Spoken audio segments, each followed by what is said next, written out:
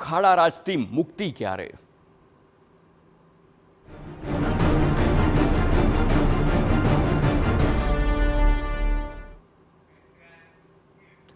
ગુજરાતમાં ધોધમાર વરસાદ વરસ્યો અને આ વરસાદ બાદ રસ્તાઓ એ હદે ધોવાયા કે તેના પર વાહન ચલાવવું તો દૂર પણ તેને જોખમી સાબિત થઈ શકે તેમ લાગી રહ્યું છે। રાજ્યના વિવિધ વિસ્તારોમાંથી ભયાવહ તસવીરો સામે આવી રહી છે અને જિલ્લાઓની સરખામણીએ સુરતમાં ઓછો વરસાદ થયો હોવા છતાં રસ્તાઓ પર ઠેર ઠેર ખાડાઓનું સામ્રાજ્ય છે અને પ્રજા આ કમરતોડ રસ્તાઓથી પરેશાન છે।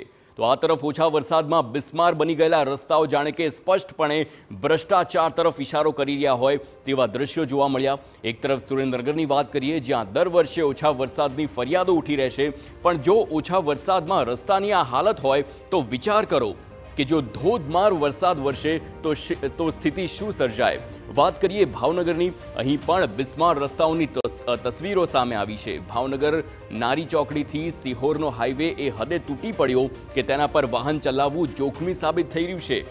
નર્મદા જિલ્લામાં પણ વડોદરાને જોડતો આ બદામ પાસેનો રસ્તો બિસ્માર બન્યો છે। રસ્તાની સ્થિતિ એવી છે, વાહન ચાલકો 10ની સ્પીડે વાહન હંકારી રહ્યા છે।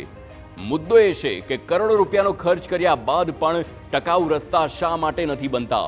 વેરાઓ વસૂલવામાં આવતા તંત્ર અવ્વલ છે, ગુણવત્તાયુક્ત કામગીરીમાં કેમ તે ઊણું નથી ઉતરી રહ્યું?